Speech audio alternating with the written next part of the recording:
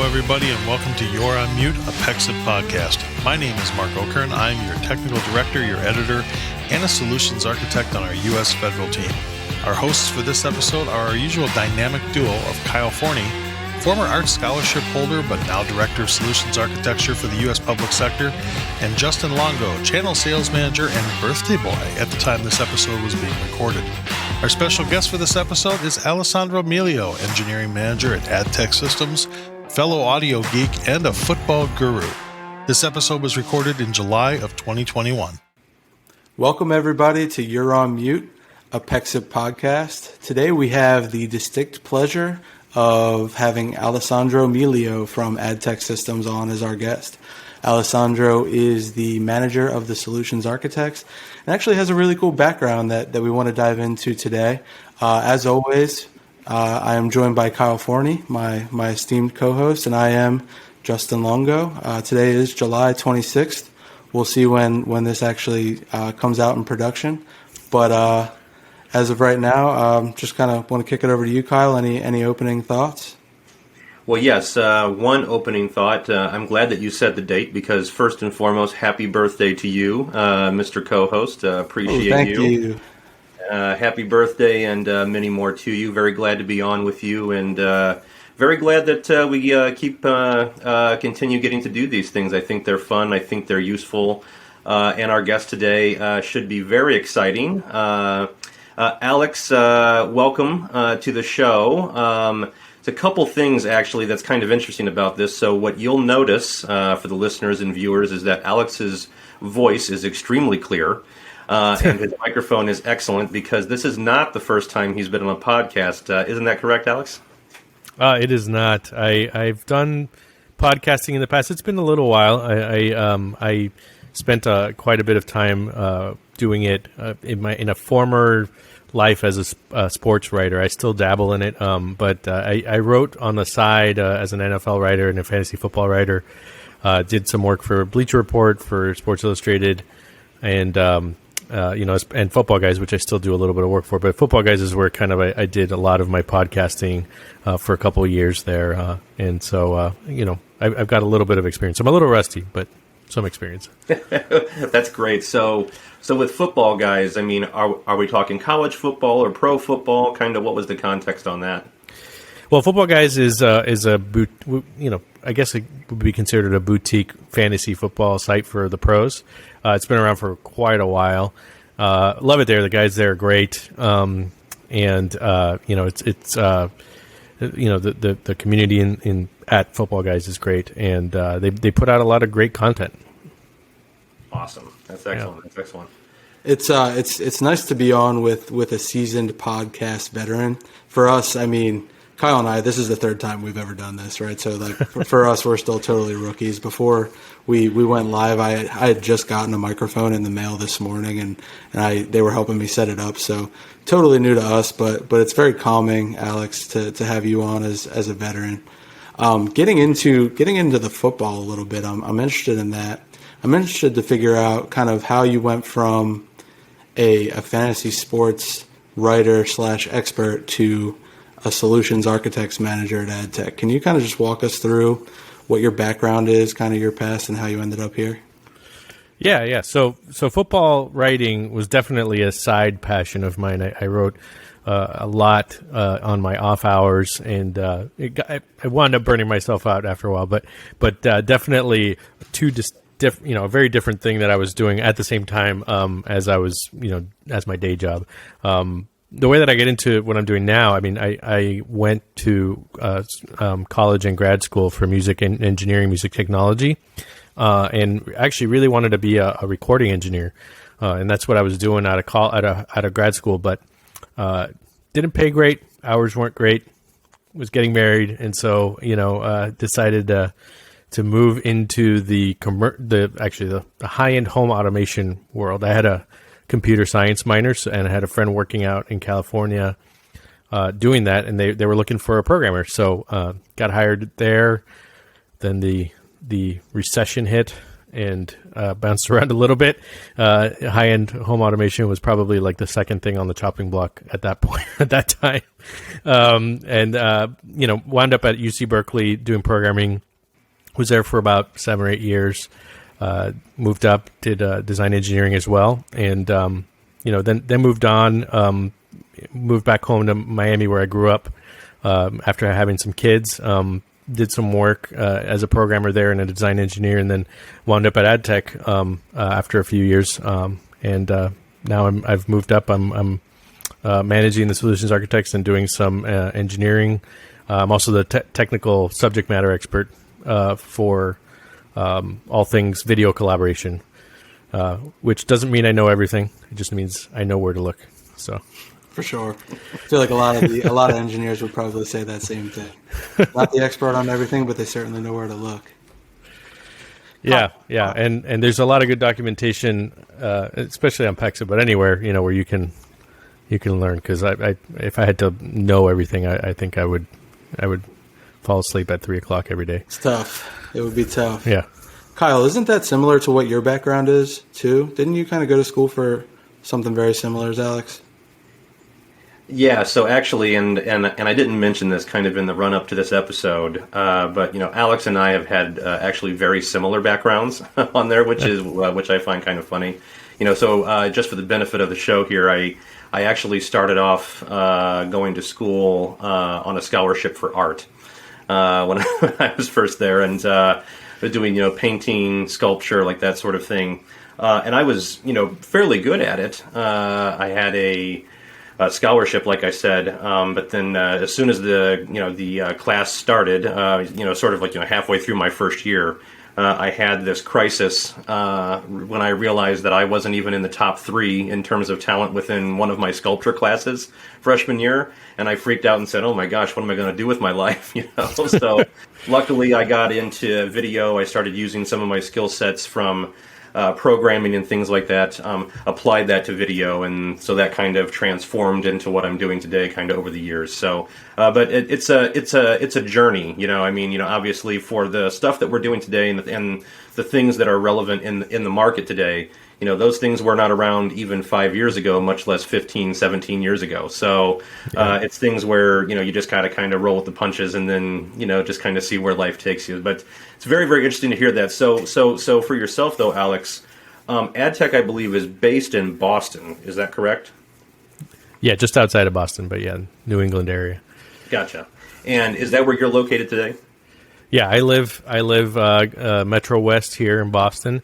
And moved up here almost a little over 2 years ago now, and enjoying the life up here. My wife just graduated grad school. She was going to Mass General for speech language pathology. That was one of the reasons we moved up here. One of the big reasons. And super excited for her. But it's great up here. I wanted to ask you both, kind of before we shift the conversation a little bit. I wanted 2 things. Number one, I want to ask a little bit about some fantasy football pro tips from Alex, sure. but we'll sidebar that. Just kind of a question for both of you, Kyle and Alex. How does that audio engineering kind of translate to what you guys are doing now? Because it seems like the more I work with partners and I get a lot of partners that have audio visual backgrounds and they're doing kind of the same thing, right? It's a lot of that audio engineering. How do you go from doing that to kind of getting into the video space and doing more UC type stuff? That's a really good question. It's really funny, as Kyle was talking about his background, how many people, I was thinking, how many people in our industry, in the audiovisual world, and now the video collaboration world, have said they just kind of fell into the work, from audio engineering. Typically, it's a very common thing. I think, as an audio engineer, you tend to want to know how things work behind the scenes, not just turn up and down faders, but understand how everything connects together. How in my case and in a lot of people that I know's cases, how audio gets digitized, that all sorts of really cool stuff that I think is really just kind of translates. And, you know, for me, it was programming, but for others, it's just simply like the design. And, you know, you tack on video to what you already know in audio, you know, with connecting devices together and gain structure and all that stuff. And then it's just kind of a natural progression. And I think that, you know, part of that is just the way that the world works today. Like I mentioned 15 years ago, we didn't have this. But now everything is moving towards this. So you take audio, you tack on video, and then you tack on networking, which is a different animal, but, you know, still related. And you kind of have this nice mix of where we're all at today, I think. Yeah, and kind of the one thing that I would add on to that as well, so sort of dovetail onto what Alex was just mentioning there is, you get so many people who come from that space where audio is kind of the key piece. Even now, you know, you can have somebody who's on video and beautiful 4K video, nice, well lit. If the audio is no good, you're going to listen to that video for about 20 seconds and shut it off. So I think that there's been a big focus for those of us who have been in the video industry for a long time. You always start with audio first. And that's really kind of the key piece. So audio snobs, I think, are probably what you could call most of us. I know Alex must be one of those. I am also, and I know that the person on the other side of the curtain actually managing this podcast is definitely one of those audio nerds as well. So very, very good stuff there. Yeah, based on the amount of harassment I get for not having an actual, like a Logitech USB camera and just using my Mac cam, and then also for this being the first time with an actual Yeti microphone during a podcast, you guys are both definitely audio snobs. I got my Bose headset on as well. You know, yeah. Awesome. So, all right, so let's shift gears a little bit. Let's kind of get into, you know, some of the meat of the podcast here. And let's talk about Adtech first, just kind of in general, Alex, if you don't mind. You talked a little bit about, some of your background and getting into Adtech and everything. But just for the listeners and viewers on the show here today, can you talk a little bit about Adtech and kind of, give us the 30,000-foot view about who they are as a company, what do they do, what do they specialize in?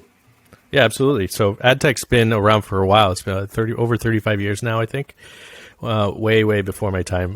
We've been around in the New England area largely, doing, I'm pretty sure home automation is high-end home automation, but also, commercial and higher ed, doing integration for those. And then, I think 2015, there was a change in leadership, and the company was sold, and, there was a bit of a shift in focus. We went away from the home automation, geared ourselves a lot more towards commercial. But really, the big shift was focusing in on video collaboration and moving into the realm of where we are today, which was a really, I think, prescient shift. I mean, I think there was a lot of the bigger companies that were moving in that direction, but there was a lot of focus on that over the past 6 years, and especially over the past 3 years.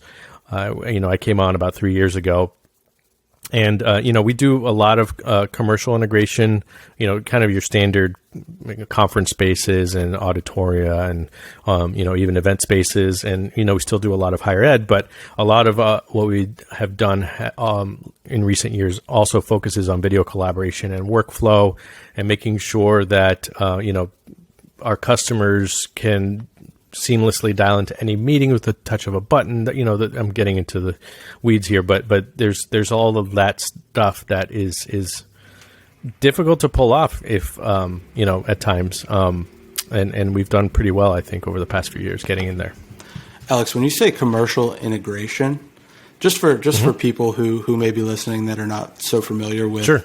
with that, what exactly does that mean, and can you give us an example of what an integration might be? So, yeah, I mean, like I mentioned, the typical conference spaces. So, you have an executive boardroom that has no technology in it. and they decide, we need to be able to present on the screen. So, we can put in a system that lets them present on a projection screen or a couple 75-inch displays, stuff like that, and making sure that, they have that ability. That's kind of the base level. And then, to add to that, what we're talking about today, video collaboration, which is essentially being able to make calls from that room out to, WebEx or Teams or wherever the case may be, Pexip VMRs. And there's a whole different level of integration at that point, because you got to worry about cameras, you got to worry about lighting, you got to worry about speakers in the ceiling and microphones, where they're going to go, control, all sorts of level. That's what you integrate everything together. So that's where that word comes from. Yeah, for sure. And that's what's so impressive about our partner community, is that you guys have the ability to kind of take a look at a workplace and figure out what are all the nuts and bolts and pieces that we need to have pulled together to make this work from a workflow standpoint, and also have it be attractive for people to come in and want to be productive as an employee here and have the ability to do that, right, with using the technology. On that kind of same topic, another thing that you guys probably do is, do you have a services department as well? Kind of all that absolutely. Yeah, when I talk about video collaboration, it's kind of part of our managed services portfolio. So, video collaboration is very specifically about video conferencing, effectively. But it's part of our our managed services. We do workflow, which is again the one-touch dial kind of integration to make sure that users are able to come in and easily join meetings effectively. We do remote management and monitoring. And also analytics. So using technology to be able to deploy or manage or maintain, large groups of rooms and technologies in those spaces. So if you have 1,000 rooms, you want to be able to easily manage them and update firmware and kind of get alerts if something goes down. And, we provide all of that sort of stuff as well. And then the analytics to show you how the rooms are being used or the platforms for video collaboration. Things that can help you drive adoption, can help you understand when things go wrong, why they go wrong, if you have bad, an issue in networking that's causing bandwidth issues in this subsection of rooms or something, stuff like that. And then all of that ties into our service department, right? We have, both physically are able to service, if things go down, but also, like I said, remote management and monitoring, we can proactively service, an issue. If something goes down, we see the email come in overnight. We can deploy somebody or try to troubleshoot it remotely at 7 a.m. before there's even a meeting there. Yeah, so that's really interesting. And you mentioned that you've been with Adtech Systems now for about 3 years, and I think that timeline is actually very interesting, because you can almost cut that in two. Where maybe for the first year and a half within Adtech Systems was probably one way, probably what we call the old world, if you will, at this point. The before times. That's right.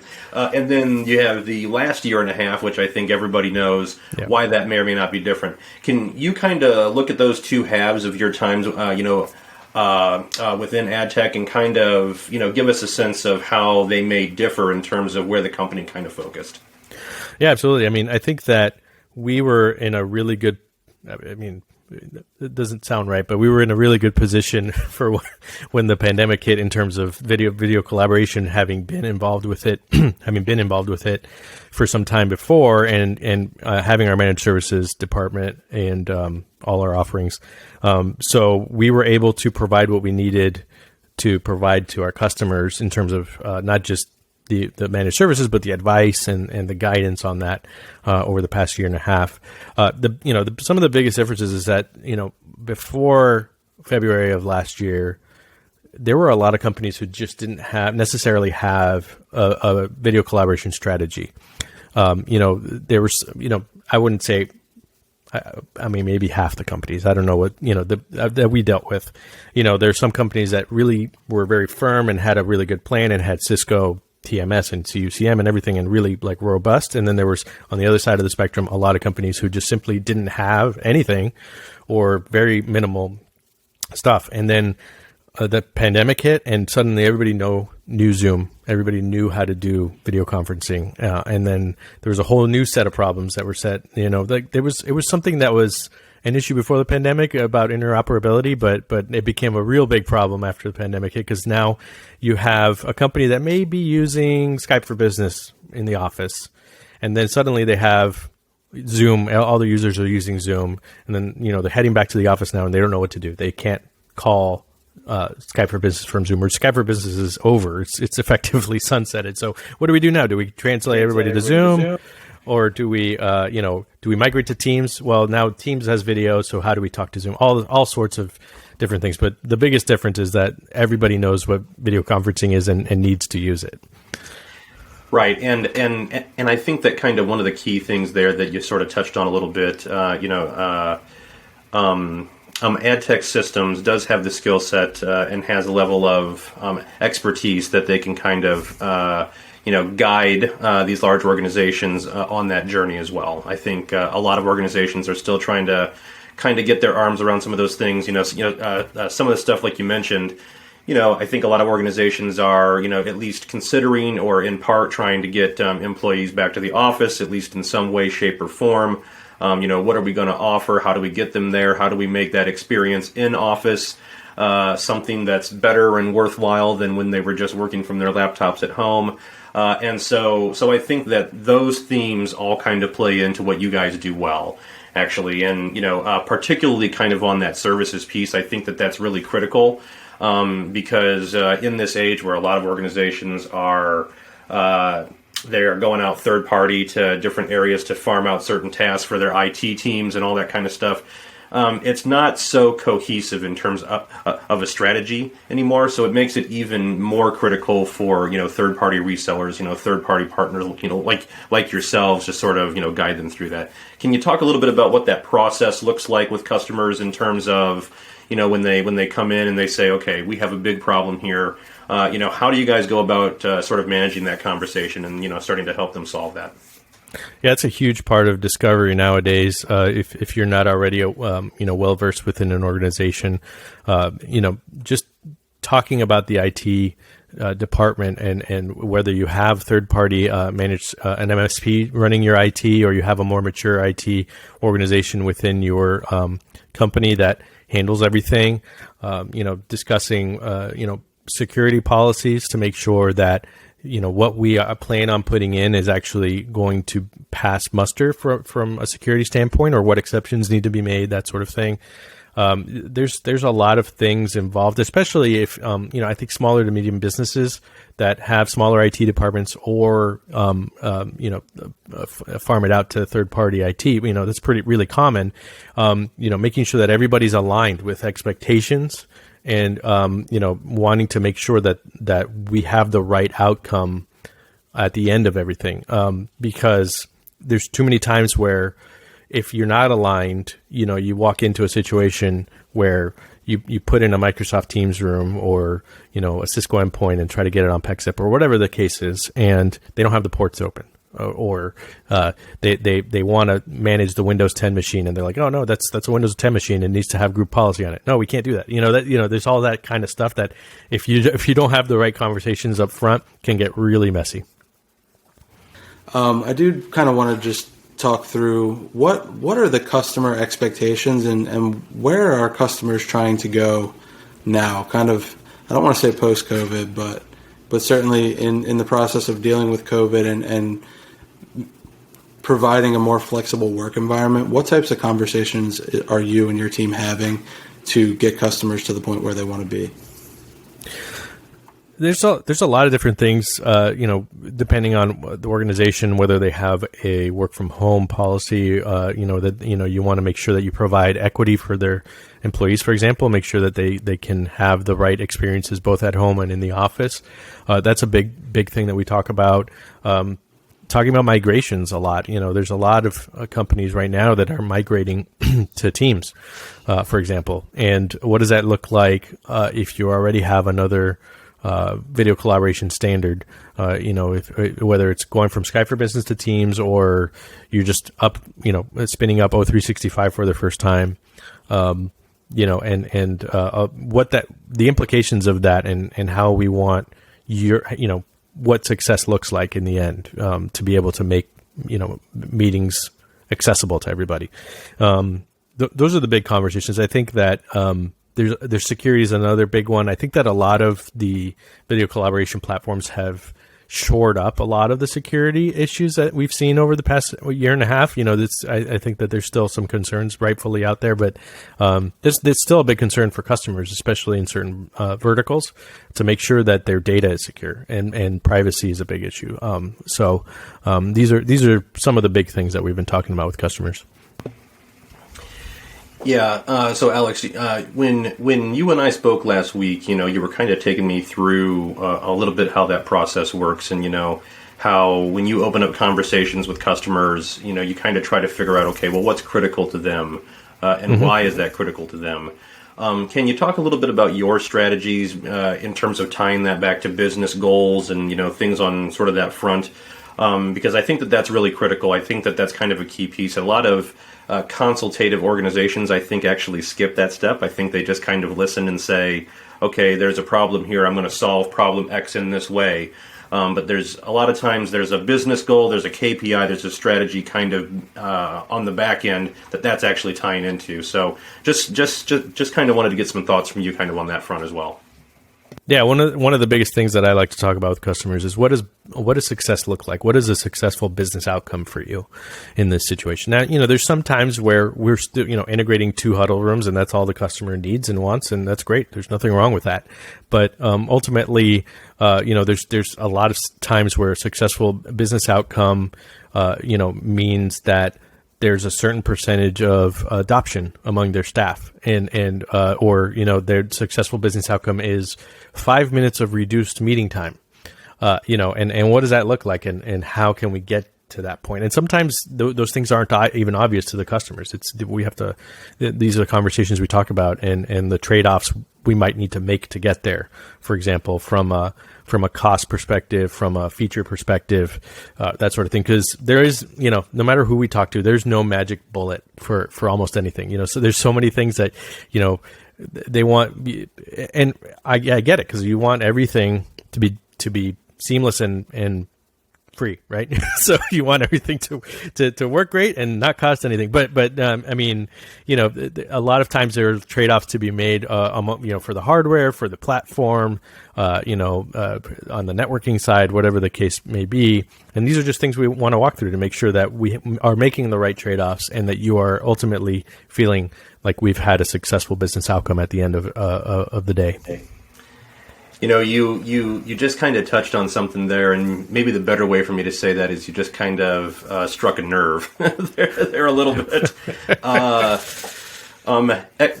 Expectation from customers today, and what I've found is, kind of pre-pandemic. Obviously, video conferencing is not new. People have been using video platforms for some time now.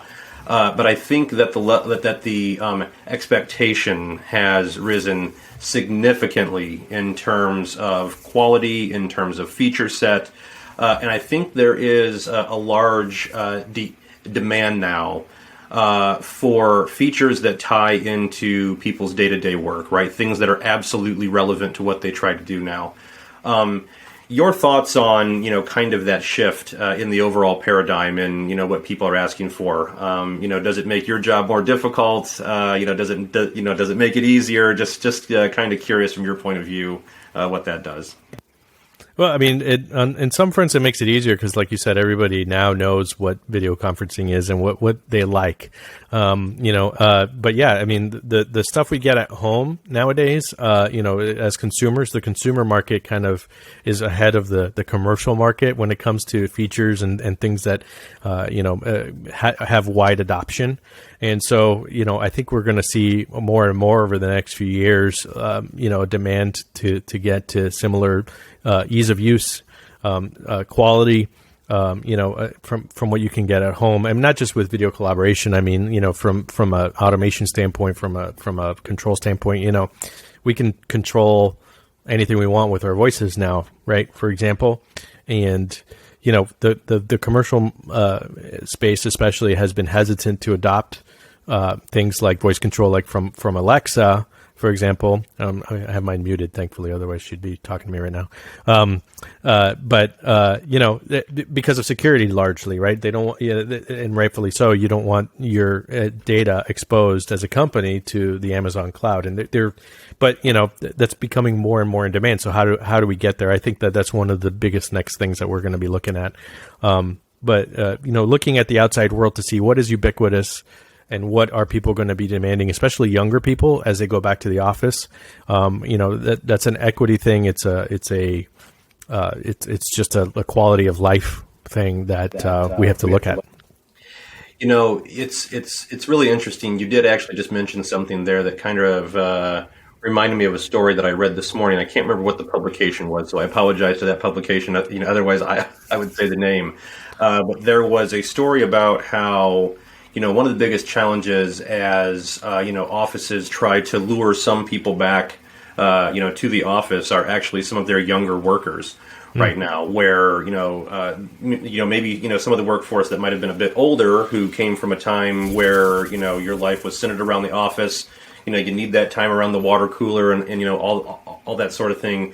The folks who are let's say 35 or younger, or maybe even 40 and younger, they look at it and say, there's absolutely nothing wrong with doing most of my job virtually. And I think a lot of businesses right now, at least the story went on to say, that they're getting a lot of pushback from those younger workers. They're saying, well, I did my job from home for the last year and a half. Why do I have to come back into the office now 3, 4, 5 days a week? I'm not sure if you get any insights into that type of thing, or if you can read the tea leaves a little bit.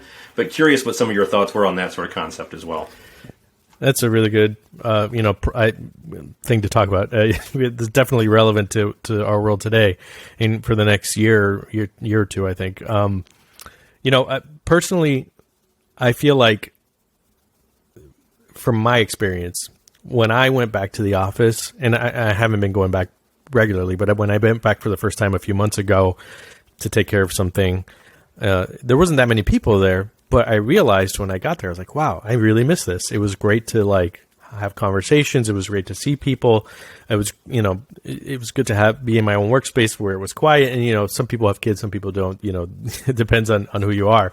And there are introverts and extroverts, and everybody has their own preferences. But I do feel like there's going to be a significant chunk of people, and this is my personal feeling. I think some surveys that kind of indicate this too, but that there's going to be a desire to be back in the office part-time. So they're going to want to work from home. I mean, I like working from home, but they're going to want to go to the office 2 or 3 times a week. And I think that's going to be the norm for a lot of people and a lot of companies. And, I think that we're seeing a lot of companies saying, hey, you got to return to the office, but hopefully they're saying you have to return to the office, but you don't have to do it 5 days a week. You can work from home 2 or 3 days a week. We want you in the office for meetings and FaceTime a couple days a week. And to me, that's fair, and it's probably where a lot of people are going to like to be, or at least the majority of people. And that is a challenge from a technology standpoint, because there's fewer people in the office, but there's more technology involved, and people aren't going to be lugging their stuff around from home to off, unless obviously laptops. But they're not going to be lugging their microphones and cameras from place to place. So how do you accommodate that? Do you have hoteling spaces? How do you deal with that? One of the things we do at Adtech also is, I just reminded myself, is we have a digital media practice. So we deal with things like hoteling spaces and booking them and stuff like that, and digital signage and all that to show people hey, this is my area for the day, or whatever the case is.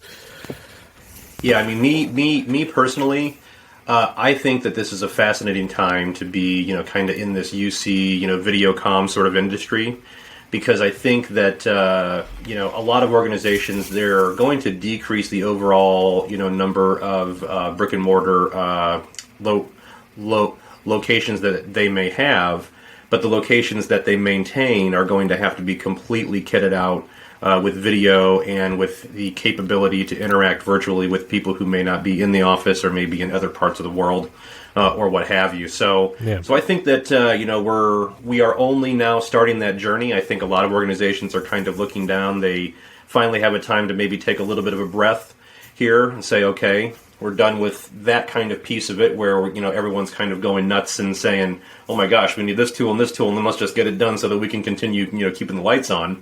We're kind of past that part of it now, and, even though the pandemic's not over yet and there's still some stuff kind of going on, I think a lot of organizations are saying, okay, how can we do this better going forward? What do we need in the office for justification for people to come back? How can we make sure that coming to the office, adds a new level of that experience to your workday? And so I think that the future is actually pretty bright, sort of in this area. I was also looking at some stats this morning as well that they said now, and you may recall this. So as recently as 5 years ago, they were saying that the video conferencing industry's market cap was like $10 or $15 billion, right? And that's globally, And I was looking at it just this morning, and there were estimates on there that now they believe that the market cap by 2026 for all of video conferencing is $50 to $60 billion in terms of that globally, wow. And it could be higher. So it's grown by a factor of 5 in just 5 years, which I think is just nuts. Yeah, that is nuts. I thought I saw 22 billion like a year ago, maybe even, or right before the pandemic hit. But yeah, that is nuts, doubling in a year. Yeah, it's wild. I mean, it's not just here; it's everywhere, like you said, and there's kind of some major players that have established themselves as in the video collaboration space, and who knows what's to come? If there's new players that are going to come on the scene, or if the established players stumble, whatever the case is, because things change all the time. I mean, I think that we're rolling out what we have available to us now, but 3 or 4 years from now, the landscape could look drastically different. So.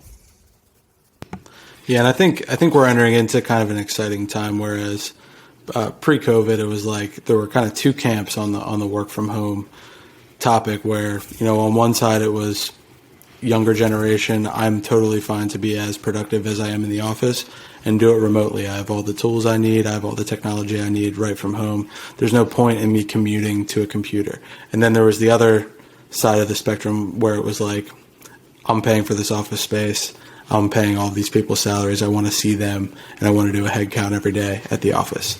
And now I think the pool has kind of blended a little bit, and it's becoming more and more clear that the future of work it's totally hybrid, right? Like for me, I'm a 100% remote worker, and I have been for the majority of my career. But that's not to say that I couldn't benefit from going into an office sometimes. There's some things that I could do from a collaboration standpoint or from a customer demo standpoint that I could do much better in an office. Or for me at Pexip, I've never met anybody in person. I've worked here for 8 months, and a lot of that's due to COVID. I know, like, we're not traveling like we normally would, but like Kyle and I have never met in person. I've never met my boss, Lauren, in person. The people on my team, never met any of them in person. It would be cool to kind of get to a place where I could do that, but then also have the freedom to work from home and be productive from here as well. So, I mean, the next 5 years are going to be probably extremely progressive from a workplace standpoint. Like you said, Alex, I think that the workplace tends to be a couple of years behind the consumer space, where, a couple of years ago, things like Alexa, the S word. I'm not going to say the S word because it's listening right now, and I don't want it to interrupt this conversation. But we're using connected devices that we can control with our voices, and we've been doing that for a couple of years. What's it look like in the workplace, and what are the next steps there? So from your standpoint, I guess one of the things that I was curious about 5 years down the road, what do you think the workplace of tomorrow ultimately looks like? It's really hard to say. I mean, yeah, like I was talking about, voice activated, voice assistants, I think, are a big one. I think we're going to see the hybrid workplaces, I think, going to be probably permanent. I mean, I know that there's going to be some companies that really want to have their people back full time, and it's unavoidable in some cases. But, what does that look like from the office standpoint? That's a really good question. I wish I was a better futurist. I see what's in front of me, and I see where it's going a little bit. I'm thinking, trying to think what it looks like in 5 years. Technology just moves so fast. It's hard to tell. Sorry. Sorry to kind of step on you there, Alex. One of the things that I'm kind of thinking, though, as well, is sort of how those things grow. I mean, the technology is going to change, and it's going to change in one way or another. It's going to get easier for people to use. There's going to be a higher demand in quality. Ease of use is going to be up there as well, and so there's going to be changes kind of on that front. But I think that there's going to be some things that will always kind of stay the same, which would be sort of nice for the industry that we're in.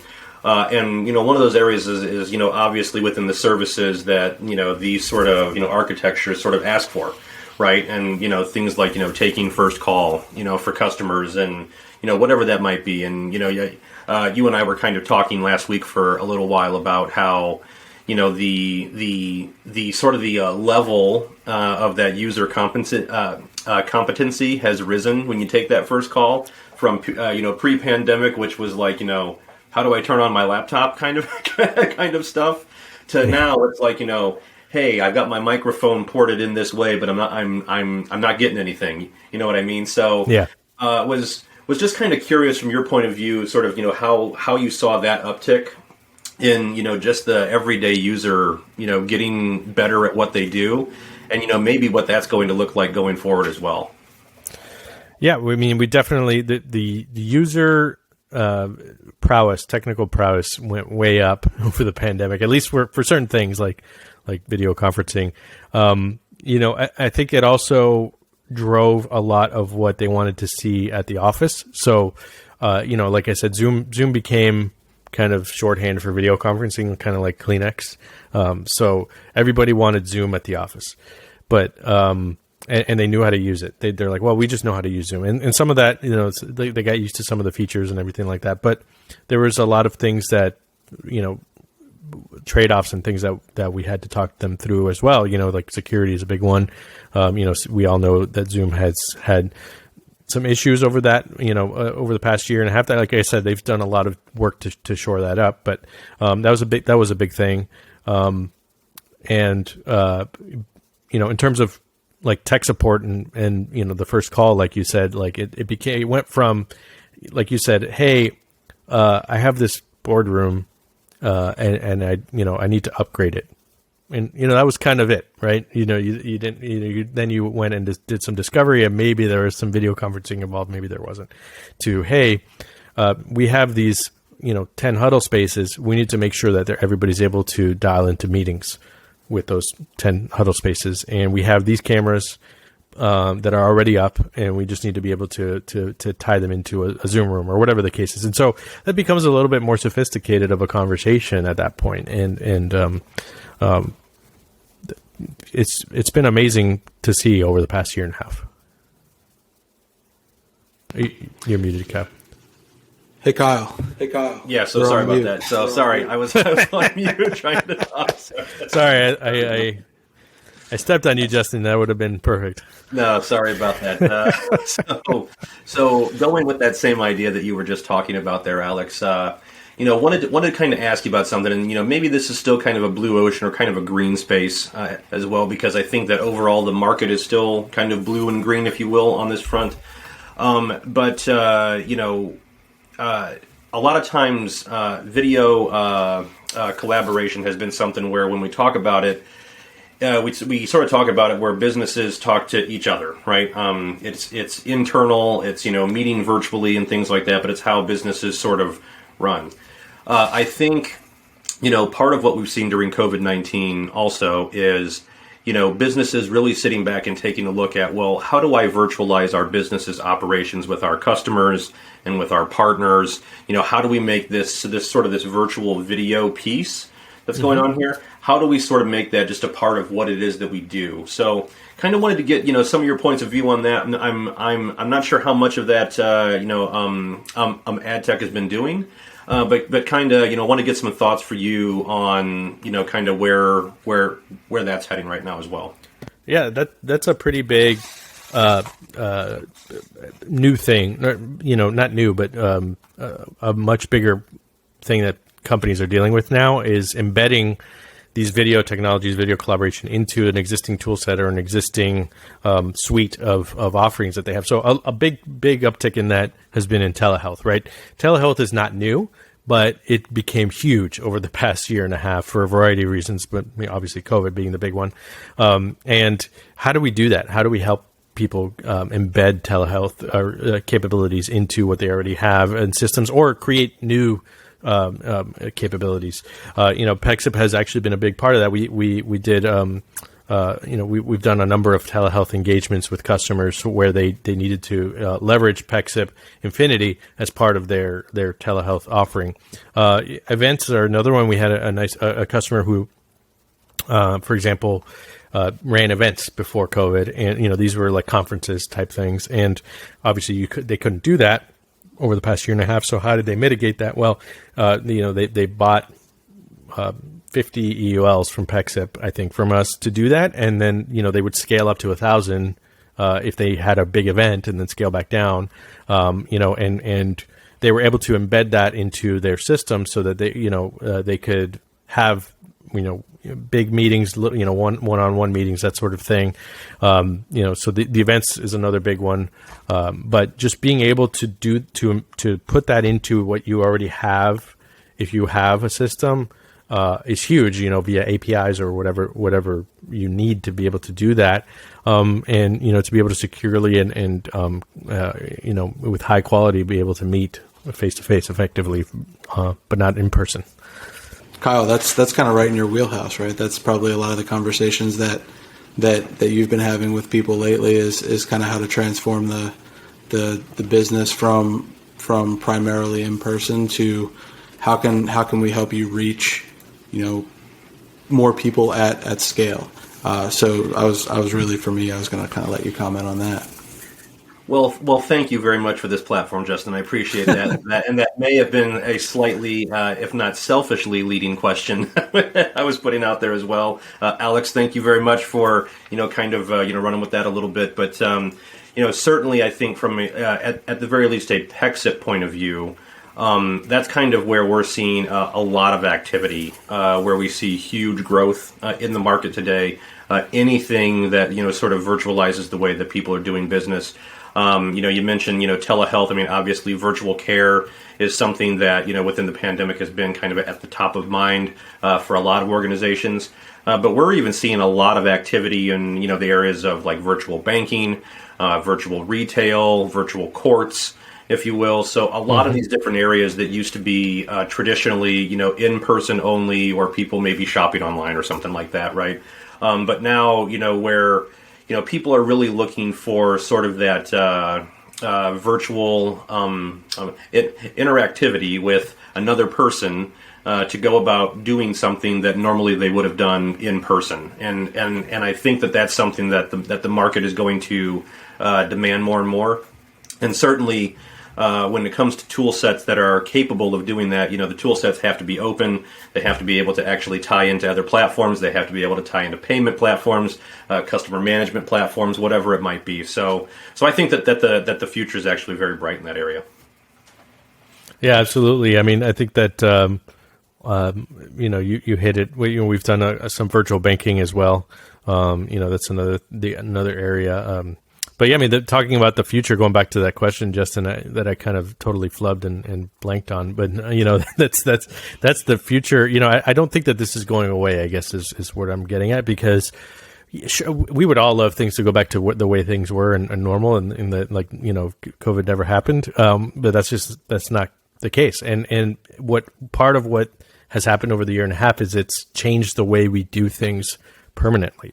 I don't think that we're always going to have a virtual, everything, but we're going to have a lot, there's going to be demand for that option in a lot of industries.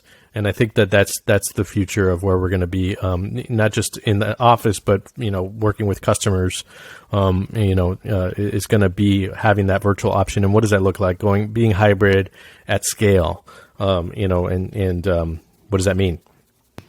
Yeah, and Alex, I know that's me asking you what's the workplace look like 5 years from now. That's an impossible question to answer, but it's one of those things that I just like to ask people who are kind of in the weeds with it right now, and just to see if they have any insight as to where things are going. But yeah, to both of your points, Kyle and Alex, it's that's it, right? Like everything has become very virtualized and Amazonified, if you will. People are looking to consume whatever from inside their homes and trying to figure out the easiest way to kind of get their buying done and keep to the schedules that they have. And then from the business standpoint, like they need to figure out how to provide those services and do so with still that personal look and feel and provide exemplary customer service, et cetera. So, it's kind of video is a great platform to do that. And now is a good time to take advantage of the fact that people have been using UC, Zoom, Microsoft Teams, Pexip, whatever, over the last couple of years, and now everybody's familiar with that. So we've advanced, so quickly over the last year. Now is kind of the time to kind of capitalize on having those conversations to start to transform some of those companies' businesses to be able to scale towards the masses, kind of like what you said, Alex. Yeah, you reminded me of the great Mitch Hedberg. What do you see yourself in 5 years? Celebrating the anniversary of you asking me that question. That's right. Sort of, on those same lines, as we kind of get closer to the end of the show here, one of the things that I like to ask some of our guests is, if you had an opportunity to give, one bit of advice to a C-level person today who's maybe trying to get their arms around their UC strategy, or maybe they're trying to get their arms around how they virtualize video into their business, what would what would you say to them? Well, like we talked about earlier, I think that, if it's somebody that I'm talking to for the first time, what does a successful business outcome look to you? Where do you want to be at the end of this road? And when I say the end of this road, I don't mean the end of it, because ideally with whatever you're going for, you're managing this, you're making sure that it's up and running and it's continuing to work and people are adopting it and everything like that. But just talking about what that means for you at a high level, because what the decisions you make today are going to permeate throughout the organization and could make or break a lot of people's experiences, right? There's just so much that seems simple enough at first that have a lot of implications down the road, and just helping us take you through that journey, I think will go a long way towards having a really good user experience, to having success as a business, to hitting those metrics that you want to hit. Because like I said, it's not just what's happening today, but what's going to happen 3 years from now. You don't know what that landscape's going to look like. I don't know what that landscape's going to look like, but we can help you anticipate that. We can help you help your users transition if they need to transition, whatever the case is. But without a strategy, without the expectations, it can get really, really messy and really painful for your end users and for your organization. Hey, Kyle, any closing thoughts before I shift to one final burning question that I have?